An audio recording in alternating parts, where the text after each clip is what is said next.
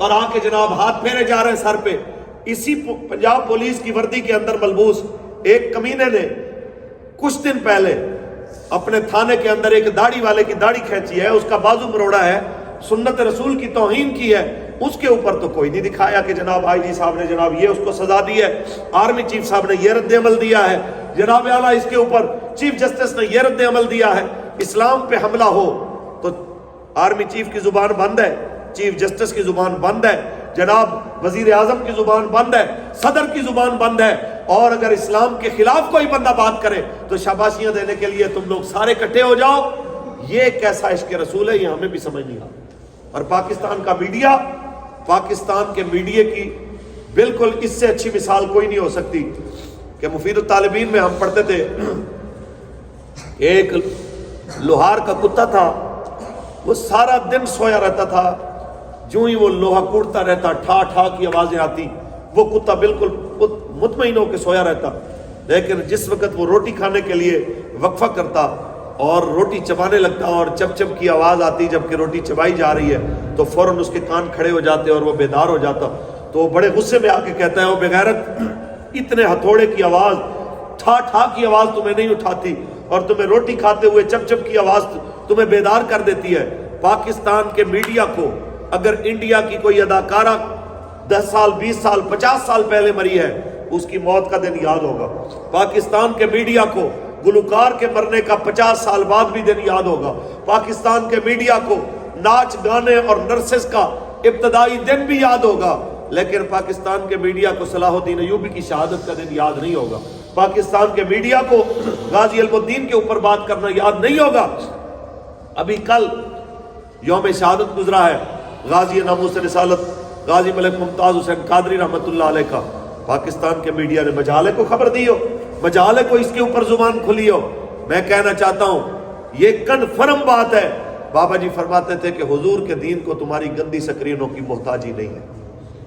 حضور کا دین کل بھی تم سے بے نیاز تھا, آج بھی تم سے بے نیاز ہے.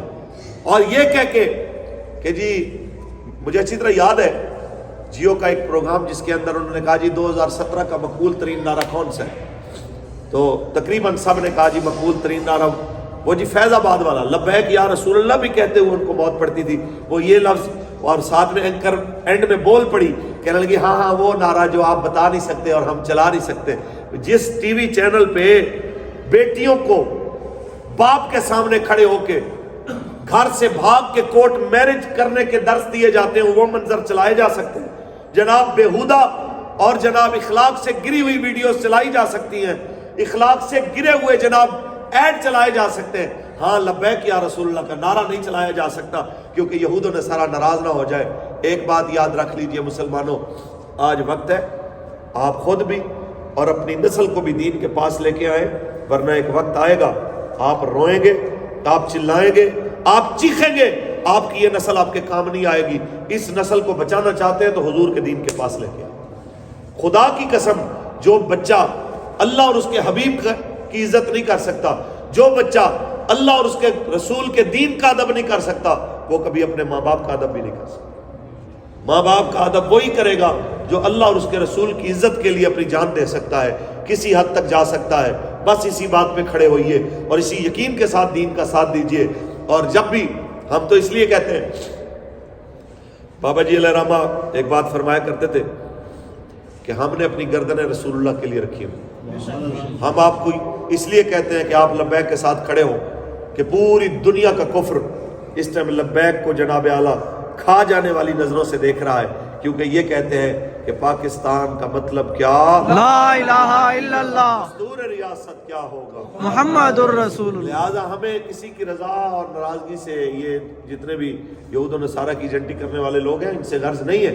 ہمیں اس بات کا یقین ہے جو قبلہ بابا جی علیہ الرحمہ نے فرمایا تھا کہ آیا آیا دین آیا, آیا آیا دین آیا. اس یقین کے ساتھ ہم آگے بڑھ رہے ہیں اور انشاءاللہ حضور کا دین تخت پہ دیکھیں گے اور منظر دنیا کے سامنے ہوگا کہ بس رسول اللہ کا دین حسن رہ جائے گا, کوئی گل باقی رہے گا, نا چمن رہ جائے گا بس رسول اللہ کا دین حسن رہ جائے گا۔ اللہ تعالیٰ آپ کو مجھے حضور کے دین کے ساتھ وفاداری کے ساتھ جڑے رہنے کی توفیق عطا فرمائے۔